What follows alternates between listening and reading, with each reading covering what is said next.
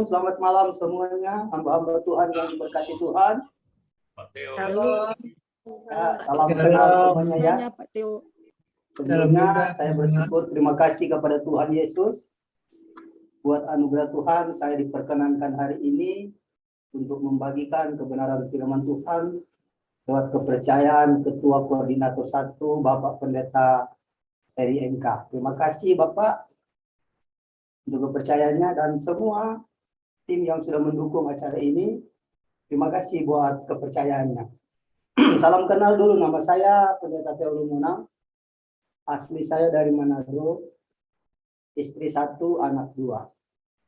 1 baru umur 5 tahun lebih. Yang bungsu baru 7 bulan. Kami melayani di Depok. GPDI Immanuel Taman Manggis Indah, Depok. Kami memulai pelayanan dari 2014 sampai hari ini kami masih bisa melayani Tuhan. Ini semua karena kemurahan Tuhan. Kalau kami organisasi GPDI, saya bersyukur Tuhan memilih saya menjadi seorang hamba Tuhan. Simpel ya, perkenalan saya ya. Sekali lagi, terima kasih buat kepercayaannya. Kita akan masuk dalam kebenaran firman Tuhan. Mari kita lihat kebenaran firman Tuhan seperti yang sudah tertera. Matius 11 ayat 28. Matius 11 ayat 28 sampai dengan 30. Saudara simak, saya akan bacakan ya. Firman Tuhan berbunyi demikian. Marilah kepadaku semua yang letih lesu dan berbeban berat. Aku akan memberikan kelegaan kepadamu. Pikulah kuk yang kupasang dan belajarlah padaku, karena aku lemah lembut dan rendah hati, dan jiwamu mendapat ketenangan. Sebab kuk yang kupasang itu enak, dan bebanku pun ringan. Saudara yang dikasih diberkati oleh Tuhan, malam hari ini saya ingin berbicara seperti yang sudah taruh di tema, Yesus jawaban dari semua masalah. Saudara yang ada pada malam hari ini, saya yakin kita adalah hamba-hamba Tuhan yang diberkati oleh Tuhan. Dipakai Tuhan dengan talenta yang luar biasa, hal-hal yang ajaib yang sudah Tuhan kerjakan bersama dengan kita. Yesus adalah jawaban dari setiap masalah pergumulan kita. Apa yang menjadi masalah setiap hari dalam perjalanan kehidupan kita hari-hari ini yang sementara kita alami dan lewati bersama dengan Tuhan. Tidak ada masalah yang tidak dapat diselesaikan oleh Tuhan Yesus. Kalau kita melihat dari sisi berkat luar biasa, Yesus memberkati begitu banyak orang-orang yang dia berkati. Abraham diberkati dengan hal yang luar biasa. Kalau bicara hal rohani, kita lihat banyak yang Yesus buat, dari penjala ikan, dari penjala manusia. Dari tidak berarti jadi berarti. Orang mati dibangkitkan. Kita melihat Yesus memulihkan Sakeus, kepala pemungut cukai, bertobat ketika jumpa dengan Yesus. Orang lumpuh disembuhkan, orang buta melihat. Kita melihat banyak hal-hal yang ajaib yang Yesus kerjakan. Matius 11 ayat 28 berkata, marilah kepadaku semua yang letih lesu dan berbeban berat, aku akan memberikan kelegaan kepadamu. Saudara yang dikasih diberkati oleh Tuhan, apa yang menjadi masalah pergumulan kita hari-hari ini sebagai hamba Tuhan, anak Tuhan, orang percaya, Yesus telah memanggil saya dan saudara. Saya sangat yakin kalau Yesus yang panggil, dia tidak akan biarkan saya dan saudara. Ke-12 murid ketika dia panggil, dia bertanggung jawab menjaga, melindungi mereka. Begitu juga dengan saya dan saudara. Sebagai anak Tuhan, orang percaya, saya sangat yakin ketika Yesus panggil saya dan saudara, dia akan bertanggung jawab, menjaga, memelihara, mencukupkan dan memberkati hidup saya dan saudara. Saudara, ini satu panggilan Tuhan buat saya dan saudara. Marilah kepadaku semua yang letih lesu dan berbeban berat. Yesus telah memanggil saya dan saudara. Yang jadi masalah, kadang-kadang kita kurang merespon dengan itu. Ketika kita mendengar firman Tuhan, kadang-kadang kita suka pilih-pilih. Oh, hamba Tuhan ini luar biasa dipakai Tuhan. Jangan lihat hamba Tuhannya. Lihat firman-Nya. Yang disampaikan itu adalah Tuhan sendiri. Kalau saudara menolak firman Tuhan, berarti saudara menolak Tuhan. Kebanyakan kita sebagai anak Tuhan, orang percaya zaman sekarang, lebih keren kalau melihat hamba Tuhan khotbah itu hebat. Hamba Tuhan itu khotbah luar biasa. Kita berespon. Tapi kalau hamba Tuhan yang baru, kadang-kadang respon kita kurang terhadap kebenaran firman Tuhan. Tidak dapat dipungkiri. Zaman sekarang lagi tren kalau kita lihat. Yang seharusnya bukan orangnya yang kita lihat, tetapi bukan pendetanya, tetapi firman Tuhan yang kita lihat. Yang kita ambil dan kita aplikasikan, kita lakukan kebenaran itu. Maka kebenaran itu akan menjadi mujizat Tuhan. Saudara, kalau kita melihat di sini, ini bicara tentang berespon. Kita sebagai anak Tuhan, orang percaya ketika dengar firman Tuhan, kadang-kadang kalau kita nggak suka, respon kita kurang bagus. Tapi saya yakin dan percaya kita sebagai anak Tuhan di tempat ini, yang ada malam hari ini, ketika dengar firman Tuhan, kita akan berespon dengan baik. Karena firman adalah Allah itu sendiri.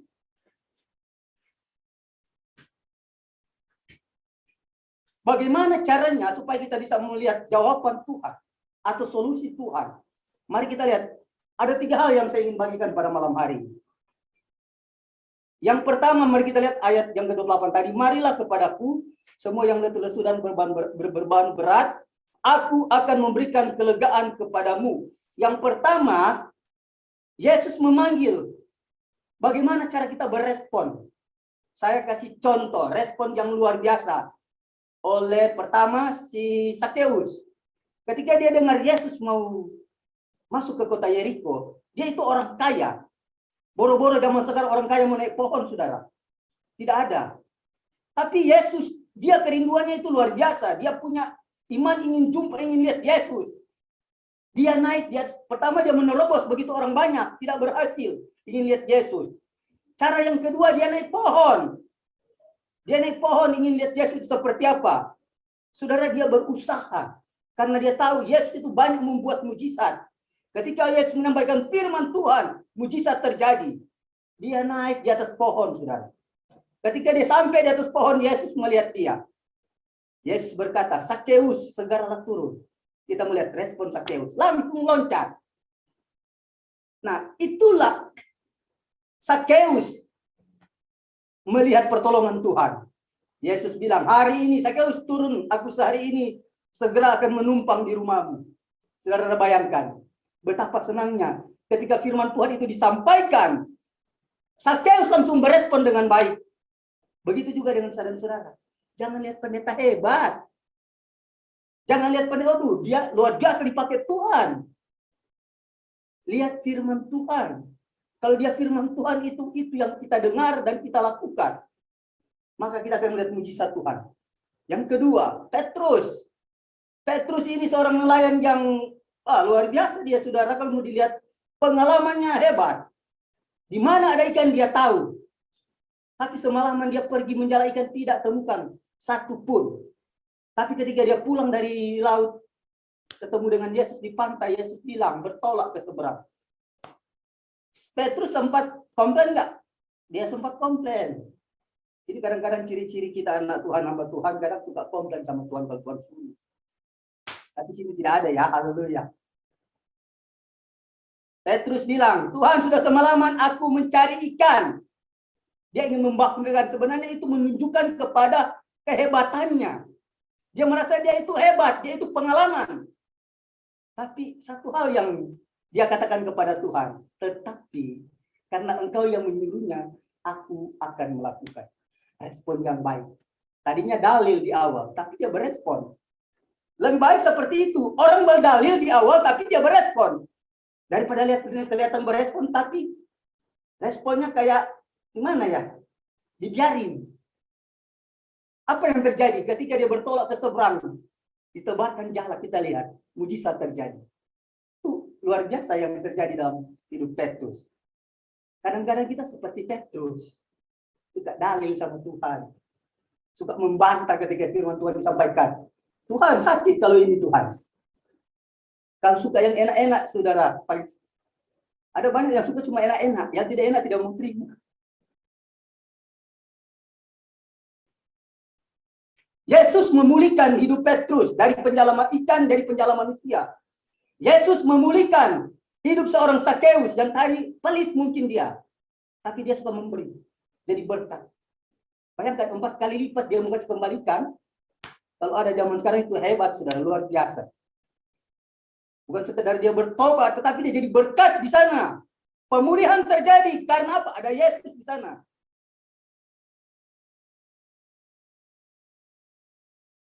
Yang pertama, bagaimana caranya supaya kita lihat jawaban Tuhan? Yang pertama, beresponlah dengan baik. Ini bicara tentang dengar-dengaran kita sama Tuhan. Tuhan nggak lihat hebat kita. Tuhan nggak lihat kita pinter, kita sampai di mana kita hebatnya, enggak. Tapi Tuhan melihat sikap hati kita. Seandainya Tuhan ingin pintar dan orang-orang hebat, Daud dulu nggak kepilih. Karena Daud kan mungil kecil. Tapi kenapa Daud terpilih? Karena sikap hati Daud yang Tuhan nilai. Kakak-kakaknya perawakannya tinggi, punya bodyguard yang wah hebat-hebat. Tapi kita lihat Daud yang dipilih Tuhan karena sikap hatinya Tuhan tahu.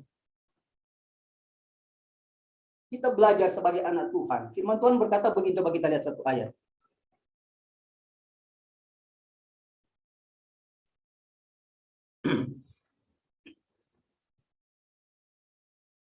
Yeremia 7 ayat 3. Beginilah firman Tuhan semesta alam Allah Israel. Perbaikilah tingkah langkahmu dan perbuatanmu, maka aku mau diam bersama kamu di tempat ini.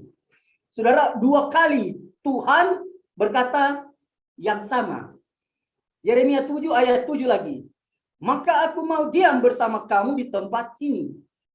2 kali Tuhan berkata, aku mau diam. Roh Kudus berdiam di dalam hidup kita orang percaya. Dia yang berkarya dalam hidup saudara-saudara, memberi petunjuk dan melakukan hal-hal yang ajaib.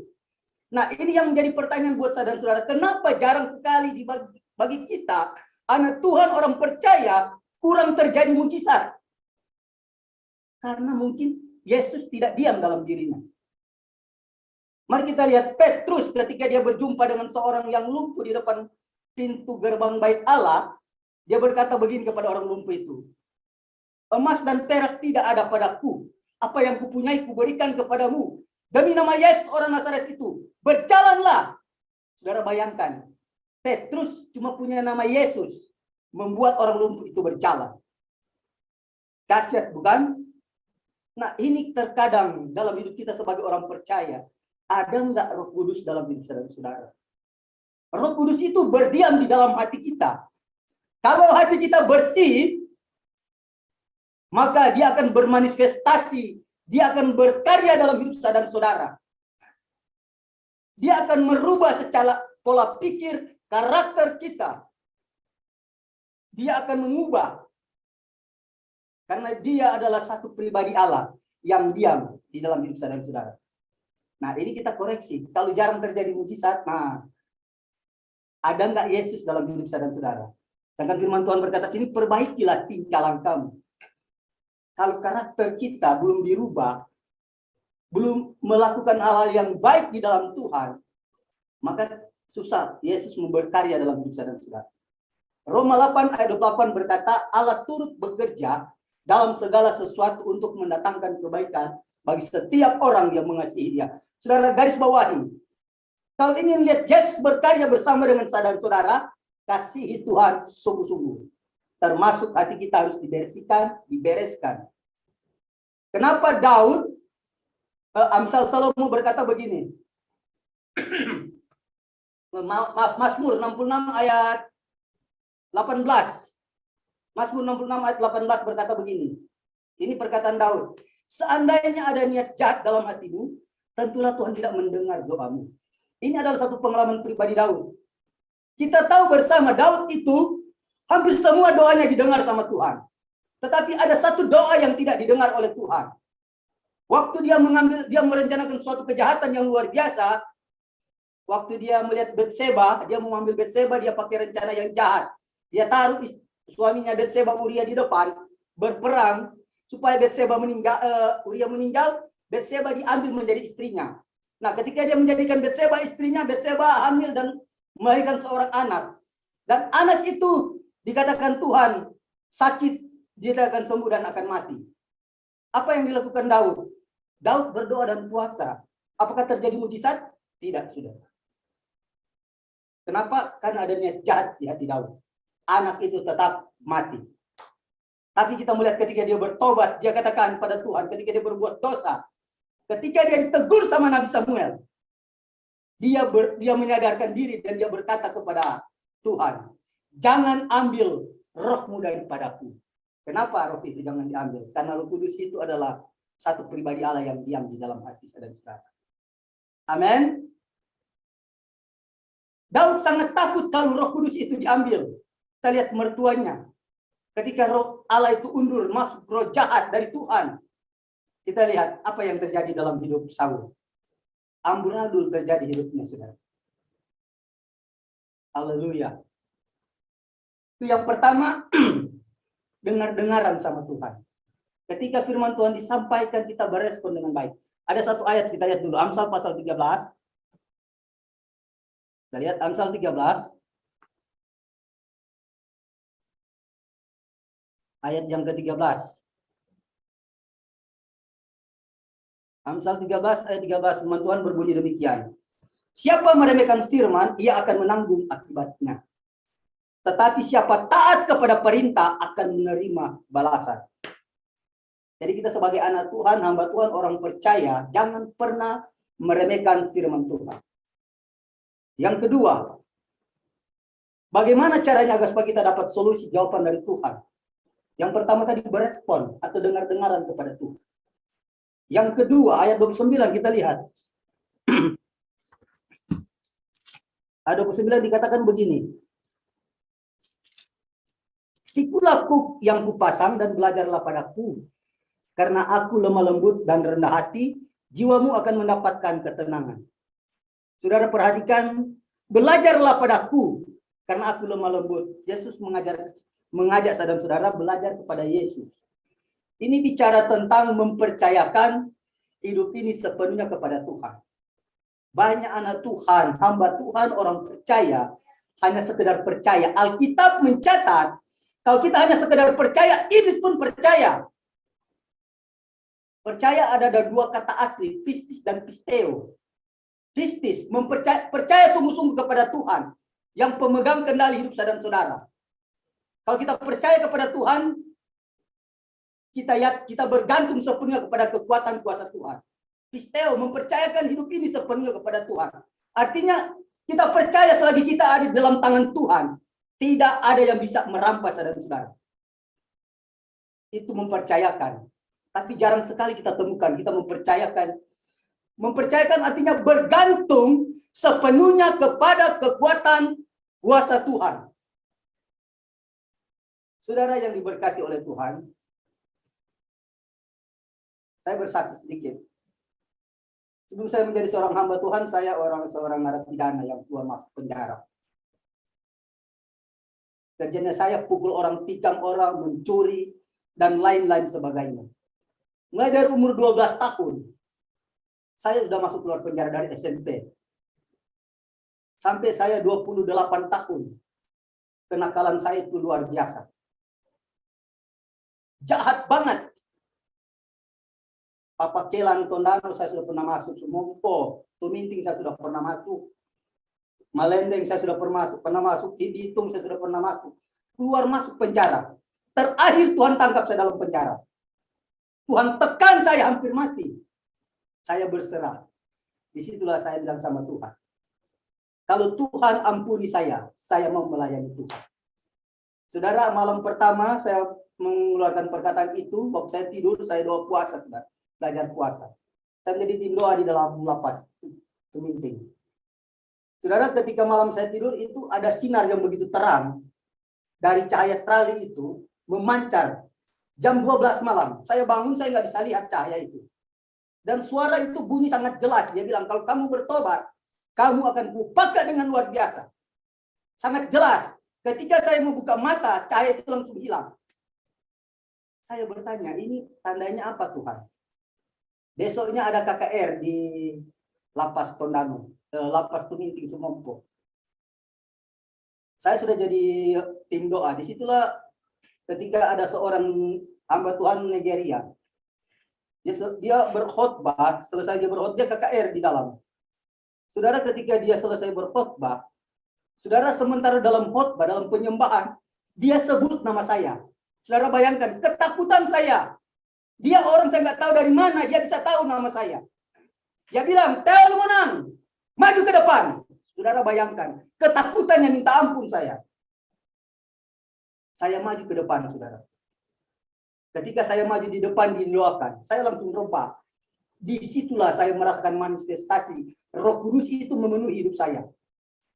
Dia bekerja dalam hidup saya. Selesai saya keluar penjara, saya bertobat sungguh-sungguh, saya dibaptis dan saya ikut sekolah Alkitab. Tingkat 1 saya selesai studi, saya selesai praktek, saya datang ke Jakarta, saya melayani di Jakarta, menginjil di rumah sakit, dan Tuhan banyak buat mujizat. Dan saya ditemukan dengan seorang pendeta muda, dan saya menikah di Jakarta oleh anugerah dan kemurahan Tuhan. Sampai hari ini, saya dipercaya Tuhan mengembalakan sidang jemaat di Depok. Kami memulai dari nol. 3 kali kami diresolusi. Orang-orang sini sangat serem. Tapi bagi Tuhan tidak ada yang dapat diselesaikan. Semua diselesaikan oleh Tuhan. Dari nol sekarang sudah ada 7 keluarga. Banyak mujizat yang Tuhan buat di sini. Ada yang seorang bapak yang perlahan di sini ketika saya doakan, mujizat Tuhan terjadi. Dan itu menggemparkan seluruh Taman Manggis Indah.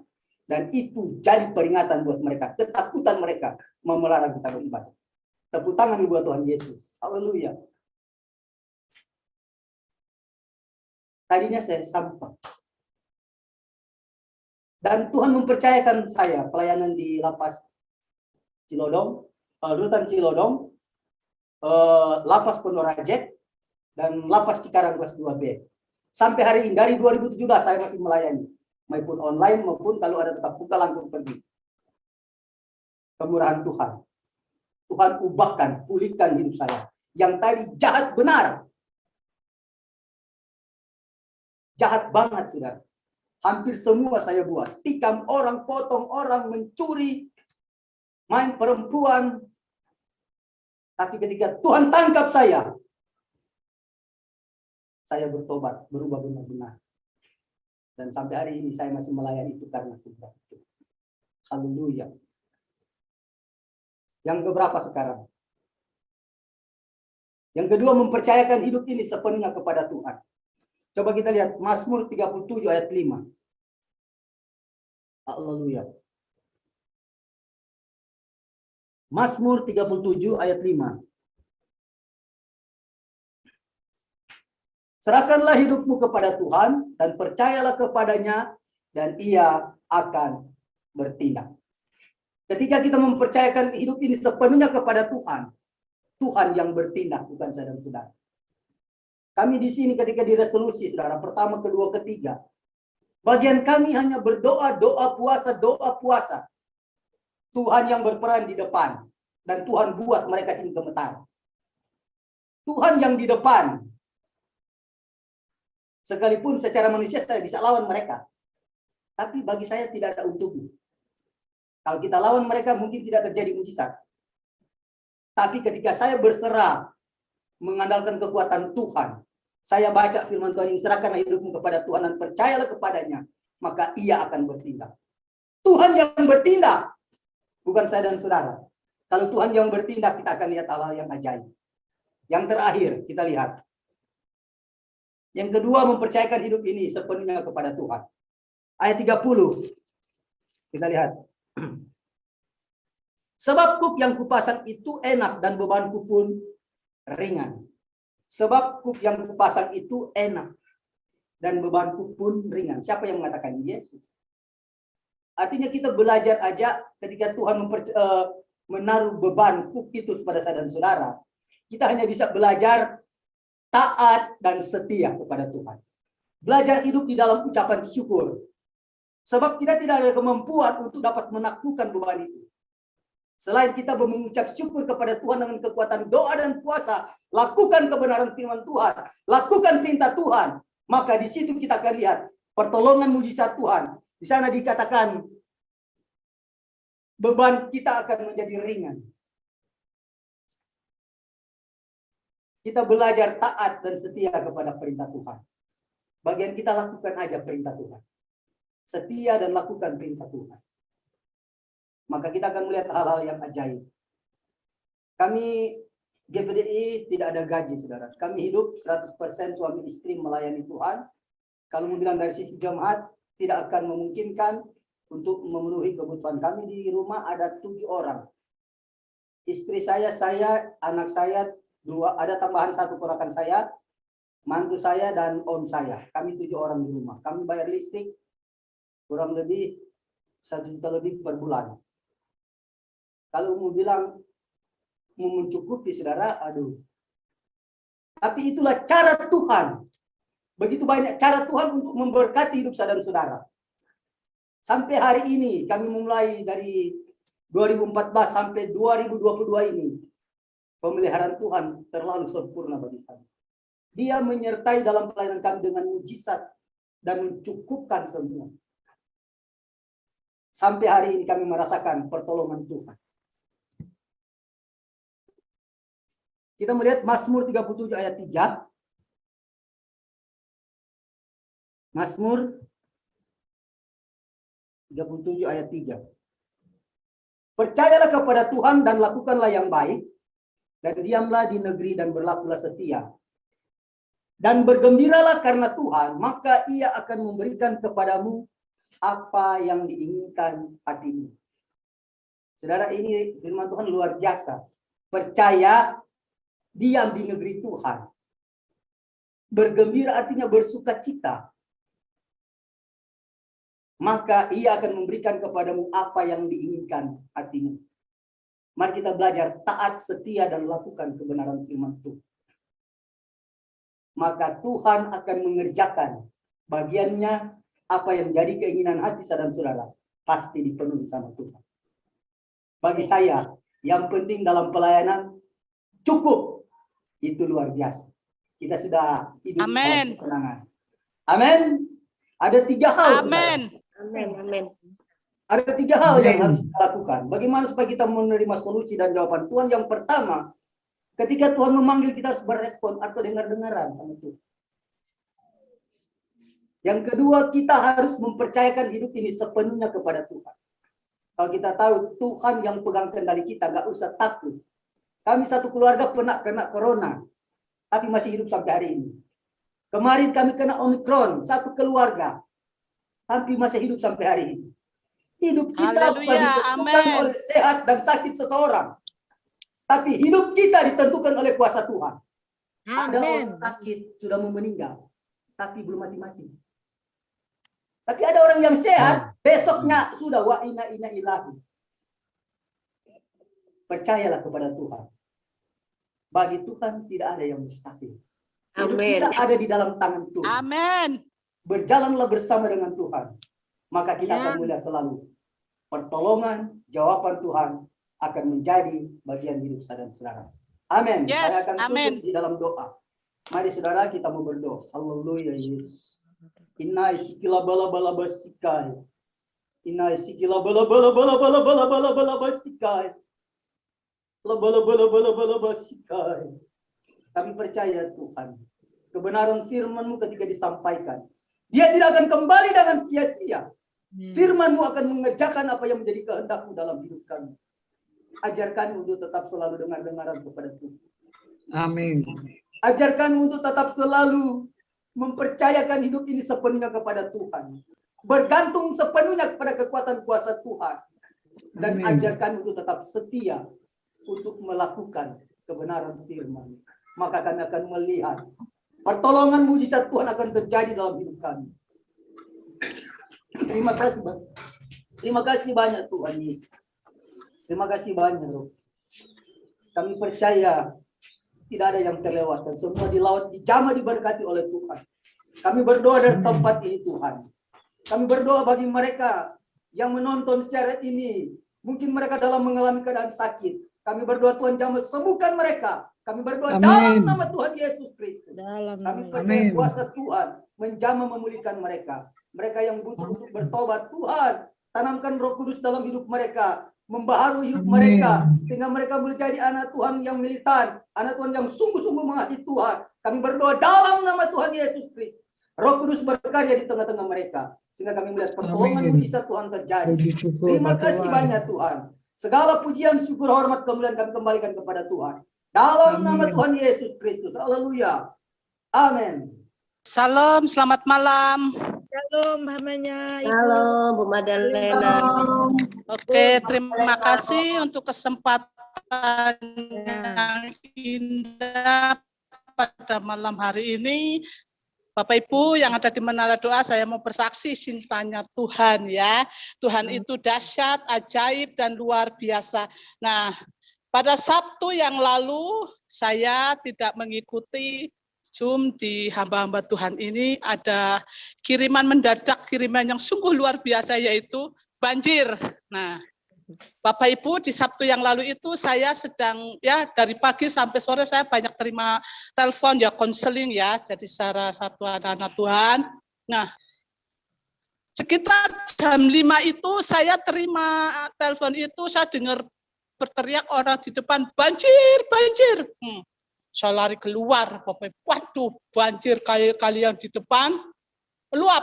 Nah, terus udah gitu saya lihat lagi di sebelah kiri, waduh ini sebelah kiri air deras banget di lorong sebelah kiri saya, air yang di sini, wah, depan lagi, waduh, Tuhan ini saya mau kemana loh? Orang-orang pada datang kepada saya, ayo ibu nyanyi, ya Bapak Ibu ya. Kesaksian ini saya sudah pernah sampaikan di Menara Doa Segala Bangsa di ibadah beberapa hari yang lalu. Saya ingin bersaksi di depan para hamba-hamba Tuhan, gembala-gembala sidang. Kita selaku hamba Tuhan, apa yang harus kita lakukan, apa yang harus kita perbuat. Nah, di saat saya dalam menghadapi situasi yang tegang seperti ini, karena saya seorang wanita di tengah-tengah mereka, banjir kiriman dari 2 kali jebol, semua rumah-rumah itu terendam air. Nah, yang mujizatnya adalah kami gereja dengan 2 rumah yang ada di sebelah kanan itu tidak kemasukan air. Nah, saya berdoa di depan itu, ya itu kali itu memang dahsyat besarnya luar biasa Bapak Ibu. Kalau saya berani melangkah ke kiri, berarti saya hanyut sampai ke kali. Nah, atau ke sungai. Nah, setelah gitu, waduh saya gimana, terus dah orang-orang pada tahu, aduh gimana ini Bu Nyai, waduh. Enak ya Bapak Ibu, sudah dipanggil Bu Nyai, dipanggil Ibu Pendeta, dipanggil Ibu RT. Nah, jadi 3 ini saya dapat panggilan itu, memang saya RT di situ. Nah, Bapak itu rame di depan. Nah, sementara saya dengar suara mereka bilang Allahu Akbar. Nah, Bapak Ibu, apa yang saya lakukan? Allah Maha Besar. Terus lagi satunya Allahu Akbar. Saya bilang lagi Allahku dahsyat. Nah, saya itu saudara, saya nggak mau ini. Saya tidak mau menyombongkan ya Bapak Bibi ya. Mari kita sebagai anak-anak Tuhan itu Tuhan yang dahsyat ya. Tuhan yang ajaib, Tuhan yang luar biasa. Sebab begini Bapak Ibu, saya ini di tengah-tengah orang Muslim. Keliling ini di tengah-tengah orang Muslim dan saya sendiri Kristen, satu keluarga ini. Tapi saya, puji Tuhan, pergaulan saya dengan mereka, saya bisa beradaptasi dengan mereka. Nah, yang saya bersyukur, saya dipanggil kadang kalau ada pengajian, ada acara ceramah, saya dipanggil Bu Nyai. Bu Nyai, nanti sore bisa nggak memberikan ceramah di pengajian kami? Jam berapa? Jam sekian. Waktunya berapa menit? 15 menit. Oke, saya siap. Di situ saya memberikan ceramah, kesempatan bagi saya, ada terobosan. Saya beritakan, ya saya mengalir Bapak Ibu, yang penting saya hati-hati, jangan menyebut nama Yesus, saya menyebutnya Isa Al-Masih, pun saya hati-hati. Mereka menyebut nama Allah, saya menyebut Allah. Nah, jadi supaya mereka mengerti bahwa apa yang Tuhan tunjukkan dalam hidup saya. Nah, Bapak Ibu, yang suatu keajaiban begini, sewaktu suami saya dipanggil Tuhan, 3 kali suami saya diumumkan di masjid. Coba bayangin, di masjid diumumkan begini, innalillahi wa innalillahi. telah meninggal dunia Bapak Pendeta. Coba di masjid, di musola. Bapak Pendeta, saya nggak tahu Bapak Ibu, karena posisi saya itu bukan di sini, saya ada di rumah sakit di luar kota, jenazah belum dibawa sini. Waduh, masyarakat sini luar biasa begitu, yang tadinya membenci kami sekeluarga, mereka perhatian terhadap kami, mereka ramah terhadap kami, karena apa? Sikap kita terhadap mereka. Nah, sikap kita terhadap mereka, kita ramah terhadap mereka, kita santun terhadap mereka. Mereka mau ngomong apa, caci maki kita, menghina kita, jangan balas kejahatan dengan kejahatan. Saya terima saudara, ya memang secara manusiawi sakit hati, tapi firman Tuhan ajarkan kita jangan membalas kejahatan dengan kejahatan, tapi membalas dengan penuh kasih kepada mereka. Apa yang mereka lakukan karena mereka tidak tahu Bapak Ibu. Nah, setelah musibah banjir itu, orang sampai datang lihat gini ya, subhanallah, memang ini gereja luar biasa. Karena apa? Air tidak masuk di dalam gereja, sementara tetangga saya itu air sampai lutut, sampai ke pinggang. Kami ini yang di gereja ini dengan tangga sebelah kanan 2 rumah pun tidak kemasukan air Bapak Ibu. Nah, memang hari Sabtu itu saya sudah berjanji untuk bersaksi. Nah, hari ini saya tepati janji saya bersaksi kepada Tuhan. Nah, itu keajaiban Tuhan yang berikan di dalam kehidupan kita Bapak Ibu. Saya memang kalau secara seorang wanita mungkin nggak kuat, nggak mampu, tapi Tuhan berikan saya bukan roh takut, tapi Tuhan memberikan roh kekuatan dalam diri saya untuk saya bertindak sesuatu ke depan. Nah, sebagai seorang hamba Tuhan, mari kita jadi terang di tengah mereka dalam kegelapan. Ya mereka, biarpun mereka orang musyrik, tapi kalau kita jadi terang, kita enak bergaul dengan mereka. Nah, Bapak Ibu, firman Tuhan tadi katakan pikulaku. Nah, maka beban pun akan ringan. Karena kenapa? Karena kita undang Yesus ada bersama di dalam hidup kita, jadi beban kita ringan, nggak jadi berat. Kalau kita nggak undang Yesus, beban kita tambah berat. Sini pundak ini tambah sakit, tambah stres, tambah depresi. Tapi kalau kita undang Yesus, maka semuanya akan selesai. Nah, itu yang saya alami kemarin, puji Tuhan, kami tidak mengalami apa-apa, kami semua selamat ya. Saya kunjungi ke tetangga-tetangga. Karena RT, jadi satu saya bilang, Assalamualaikum. Terus mereka jawab, Waalaikumsalam, Bu Nyai. Gimana kabarnya, sehat? Terus, ya Bu Nyai, rumahnya terendam ini, lumpur-lumpur banyak. Wah, di lapangan tenis pun juga pada, ayo kerja bakti. Ya enak Bu Nyai, rumahnya bersih, air nggak masuk, gereja nggak kemasukan air. Kami Bu Nyai capek. Sama, saya pun juga capek. Yang penting kita alhamdulillah, kita mengucap syukur, kita sehat semua gitu. Nah itu saudara, kayak kunjungi mereka 3 hari kami kerja bakti bersama tim SAR untuk kebersihan lingkungan. Puji Tuhan ya, semua dalam keadaan sehat, selamat, sehingga saya pun juga bersyukur Tuhan menolong kami sekeluarga, air tidak masuk, air ya rumah bersih, nggak terjadi apa-apa. Saya yang capek nengok mereka satu persatu. Nah Bapak Ibu, Tuhan itu udah dahsyat, Tuhan itu ajaib, dan Tuhan itu luar biasa. Ini kesaksian buat kita semua, untuk kita semangat, para hamba-hamba Tuhan, gembala-gembala sidang, dimanapun kita melayani, baik di desa, di pelosok, jangan minder, jangan khawatir, tetap semangat ya. Yesus ada bersama kita, Yesus selalu menyertai kita. Puji nama Tuhan, haleluya, amin.